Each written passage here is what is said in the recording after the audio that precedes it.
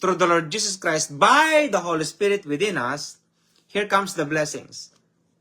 Well, it's true. I'll give you one of the blessings, my dears. You want to be prospered?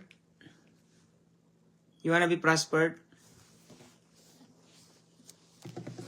You want to be prospered? I'll give you something. Give your tithes and offerings in the church.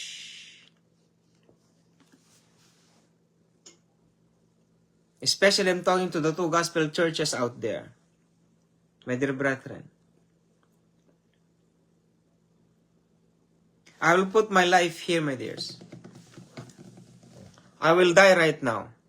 If God Jesus Christ will not bless you by giving you your tithes and offerings in the church, I will die, my dears. Yes, in the name of the Lord Jesus Christ, I will die. In the name of the Lord Jesus Christ, I will die. If the Lord Jesus Christ will not bless you by giving your tithes and offerings in the church, I will die, my dears. Do not pray for it. I will die. I will tell you, put my heart here. My dears, I'm not kidding. In the name of my God Jesus Christ, the God of Abraham, Isaac, and Jacob. In the name of my God the Father.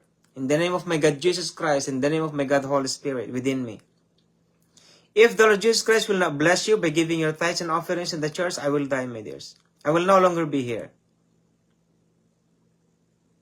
I am not in your church. I am not. But if I'll be there, maybe that's better, right? Because you can touch me. You can talk to me. While you're doing that, it's okay. You're not the one who dies. Me.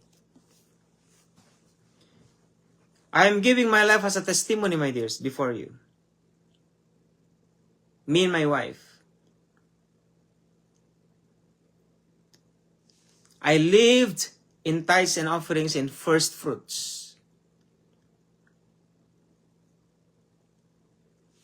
I've done that. Well, I cannot do it now because I don't have work. But if I have work, I can do tithes and offerings. I am talking to you. I'm not boasting. Can you do it? Can you give your first fruits, my dears? No.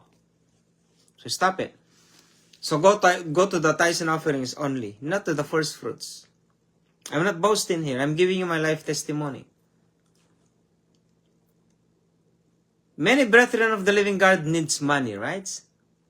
Give your tithes and offerings. It is a law. You are poor because you don't give your tithes.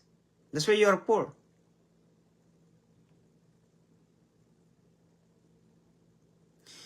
The Holy Bible says, God Jesus Christ says, those who have will be given more. But those who have not, even the tiny weeny thing that he has will be taken away from him.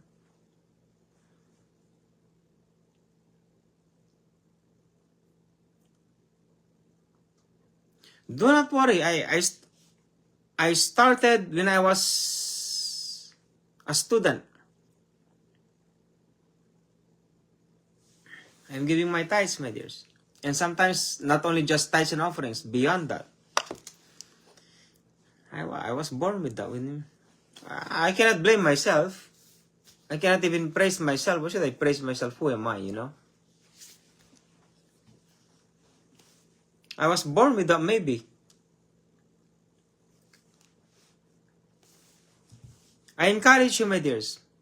It is a law. But I'm encouraging you. I'm not forcing you because I'm not your God.